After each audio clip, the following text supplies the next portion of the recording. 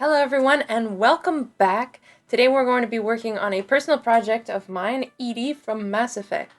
Now I've never played Mass Effect myself, but I do have friends who play, and there was supposed to be a Mass Effect cosplay group last year at Katsucon that I was supposed to go to. Anyways, with the pandemic and all of that, I didn't end up being able to go. Actually, everybody ended up canceling.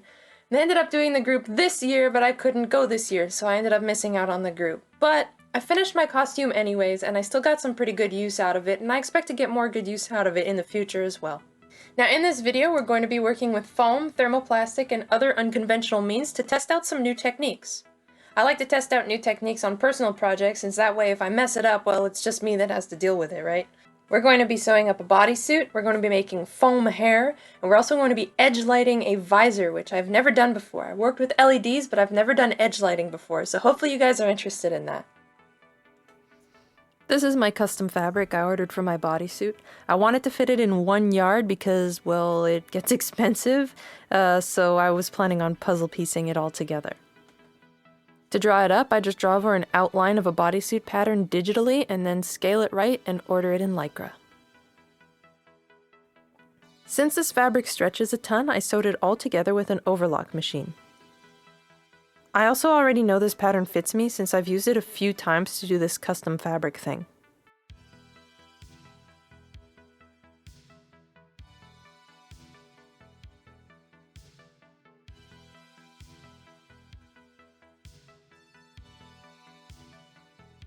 The only place I'm using my sewing machine is at the back seam for the zipper.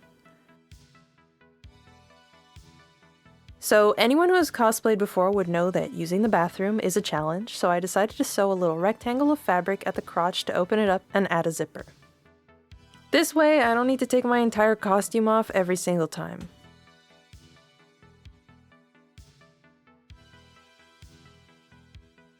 Speaking of never having to do things, I also never want to have to adjust my socks, so I'm sewing little feeties to the bottom of the legs. I also eventually secured some folds down so everything sits smooth while in the high heels position, but it was too weird of a process to record properly. Then all I had to do was hem the neck and the arms. I don't want any of my skin to show where it shouldn't for this costume, so I'm sewing myself up a sort of cowl that I can wear under the hair. I also added a part that goes over the shoulders that I can tuck inside the bodysuit. Speaking of hair, that's what's next. I used a 3D model of EDI to get a pattern that I could make using Pepakura. I did multiple tests to get the right scale, and now I'm cutting it out of the good foam. I believe this is 4mm since I want enough stability but nothing too chunky. Some of these cuts are angled too, so it's super important to have a nice sharp blade. I used this blade sharpener, by the way, and it's amazing. Some of the top slices I'm rounding the edges on till about 1 inch from the border. And now I can glue them together, lining up the registration marks and making sure it's as flush as possible. Here's where the round edges come in, as you can see on the reference. That's the only area that really needs to be eyeballed, and the rest I'm just gluing flush and matching up. And this is why registration marks are super important, because pieces like this require some easing. And here's where those angled cuts come in.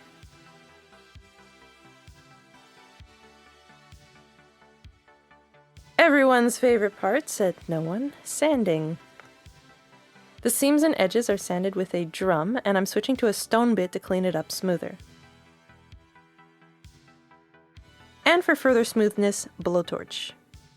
And for even more smoothness, and to ensure there's no visible seams, I'm adding a few layers of quick seal smoothed with water. And just when you thought I was done making things smoother, I'm also trimming a few relentless glue bits and sanding it lightly with some 220. But for the most part, I sand it with 1000 grit. The 220 is really just for any more intensely textured parts. This is actually a lot more overkill than I usually do, but I want it to match the rest of my other surfaces. Now for the ear covers, I'm using these super handy circle templates. A little bit of heat over some half cuts will open them up, so use this to your advantage.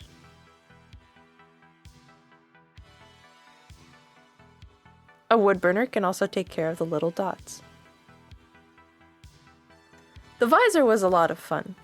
I'm cutting the strip out with a scroll saw and using an offcut as a test piece. After finding the best option for the lines, I'm using my X-Acto to carve in thin lines evenly spaced that'll catch the edge light. Here's my sick way of planning the correct curve for my visor.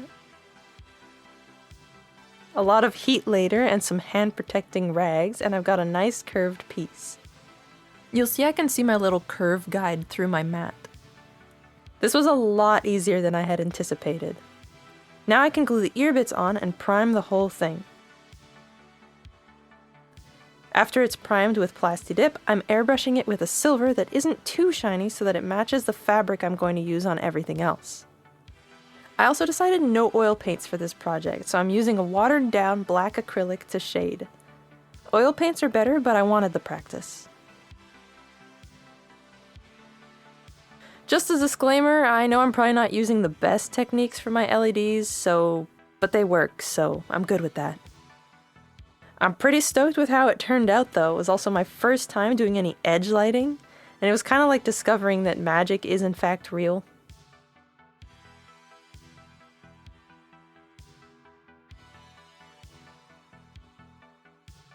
What isn't magical though is making the thigh pieces out of thermoplastic and then deciding that that's a horrible idea. But mistakes happen.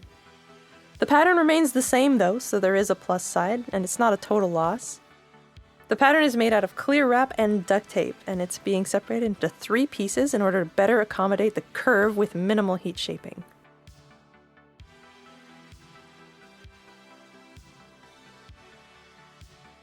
I'm sanding all the seams away and rounding the edges for a cleaner look.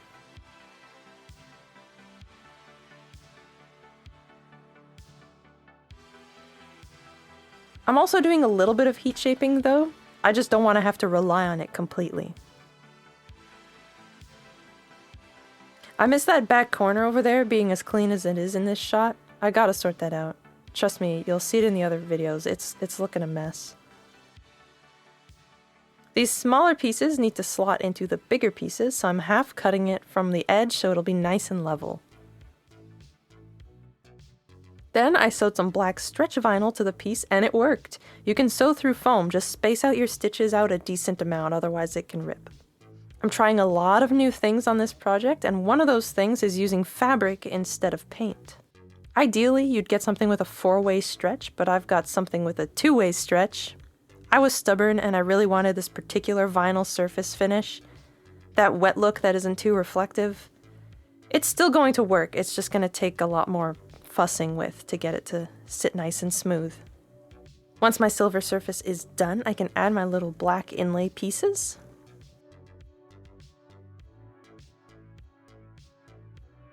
Now my thigh pieces need to close all the way around, and the silver and black has to match up. The top part here will be black and the bottom will be silver. These lines indicate where they need to line up with the thigh armor edges. This way they'll be the same on both sides. Oh, and you'll see her thigh here seems to have a darker strip going through it. I decided to do that with some tinted clear vinyl, which will also match the other clear vinyl parts that I plan to use elsewhere. Since it's plastic, I can heat shape it a little to fit the curve nicely. These pieces need to keep stretchability, so I'm zigzag stitching it together and also stitching them flat on the other side towards the back. The edges get cleaned up too. I really love a zigzag stitch over black vinyl. It gives me Hellraiser vibes, which I love. Here's where those lines from earlier come in handy. Also, here enters my new glue gun I got at Canadian Tire. It's got different nozzle attachments, but I only really care about this long, thin one. Not sponsored, by the way, I'm not cool enough. More clear wrap and duct tape for the rest of the leg. Not a fan of how these knee parts turned out in the end, so I'm sure there's a better way than what I did. The lower leg is going to involve that clear vinyl. I also patterned the shoes while I was at it, so I can work on both at once.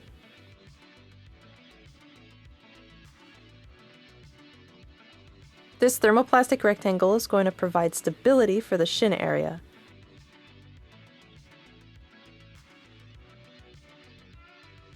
Worbla has some stretch to it within reason, so I'm just going to do one layer on top of the 2mm. Usually I do 2 layers with foam sandwiched in between, but I plan on gluing this to the shoe so it won't need the extra stability.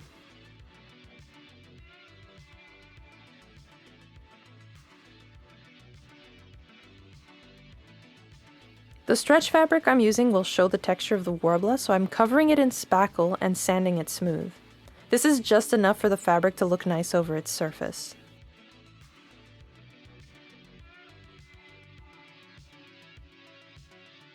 Bunch of hot glue on the shoe and the toes are connected. Trust me, they're not going anywhere. I did have to take one off and it was hell, so I'm not worried about the shoes in the slightest. But EDI does have some weird shoes, and I didn't feel like jerry-rigging something that might break long term, so this is why I bought the clear heels. I'm just going to wrap this around the base to give the illusion of the accurate shape, but I wasn't about to go mess with that.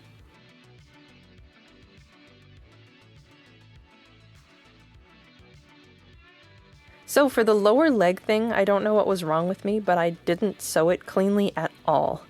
I also neglected to sand the area being glued to the zipper, so it did come off and needed to be fixed. This is my remedy for having sewn it like a dumbass, just glue strips of black over the seams. These shin pieces will probably be subject to a lot, so that's why I made them out of thermoplastic. But it's also why I'm using contact cement to adhere them. Oh, and one more finishing touch on the thighs. Alright, on to the arms. My original plan was to make all of the finger pieces, so I made black gloves, but I ended up remaking them out of silver 4-way stretch fabric. This was mostly for comfort and for ease of existing. I do wonder how many times I've covered myself in clear wrap and tape, though. At this point, the chest parts were already made, so that's how I'm getting the right proportions. These parts are all pretty straightforward since they're tapered tubes. And of course, foam for more mobility.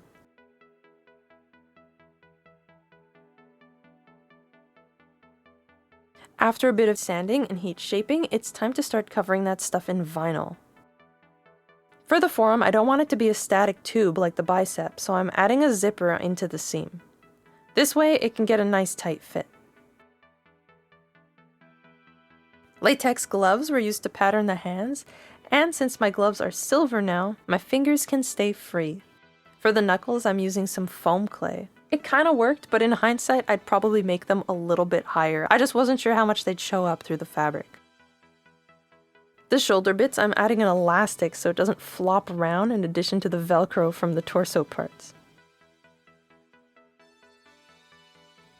And a couple more details squared away, and that's it for the shoulder parts.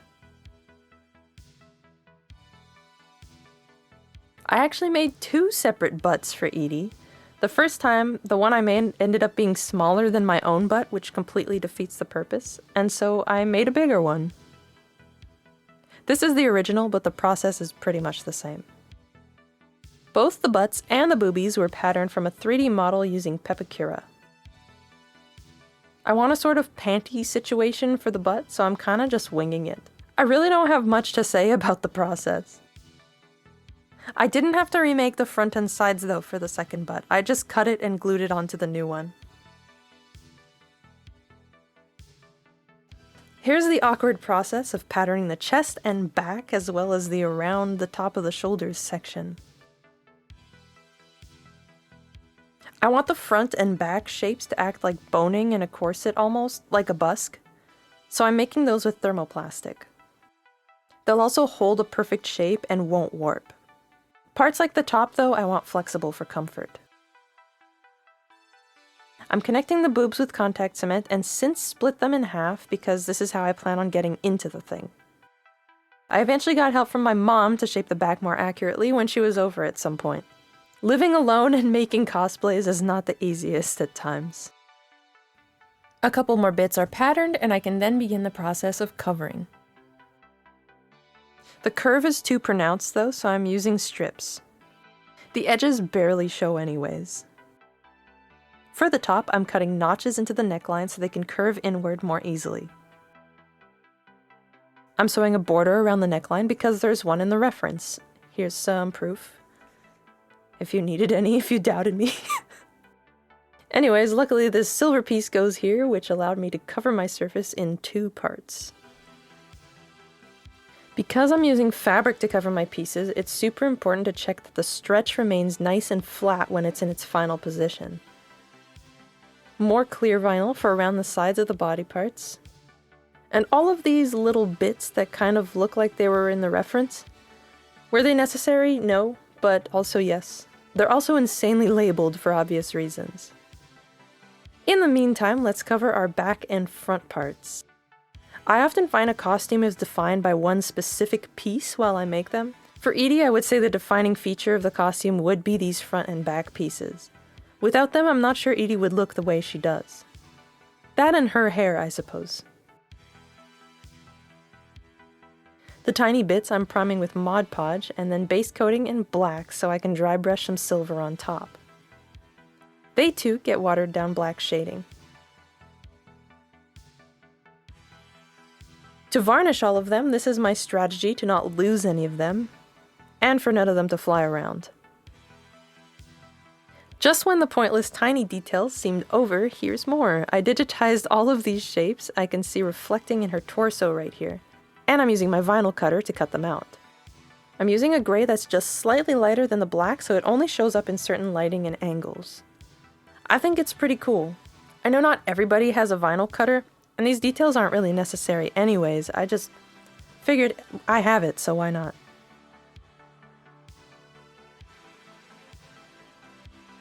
Those tiny bits are meant to go under the clear vinyl on the side, so I'm using super glue since it'll dry clear. The front is going to close up with some Velcro, and there's always a risk of things showing in the cracks, so I'm using the black vinyl as a sort of modesty panel. And to account for the thickness of the Velcro on one side, I'm gluing a strip of foam to the other side, so both sides are level. I don't know if that makes sense. Now I'm actually sanding my surface so the glue really grips nicely. A couple finishing touches like hiding the neon green on the inside since you never know, and connecting the better butt.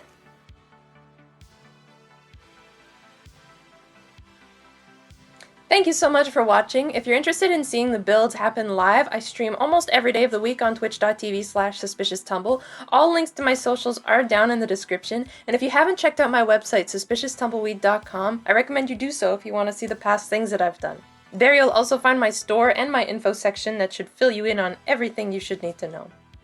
If you've made a costume from Mass Effect or this particular costume, we would love to see it. Join us in the Discord, links also in the description, and post it in the Art Share channel. That being said, I would like to thank my Twitch subscribers. Your support is greatly appreciated. I'm going to put the names up here for a second. And stay tuned for future videos where we're going to be making other costumes, as well as the prop that I made for my EDI costume, which is this gun right here, made entirely out of foam. So if you're a foam user, this video might be for you. Thank you so much for watching, guys, and until next time.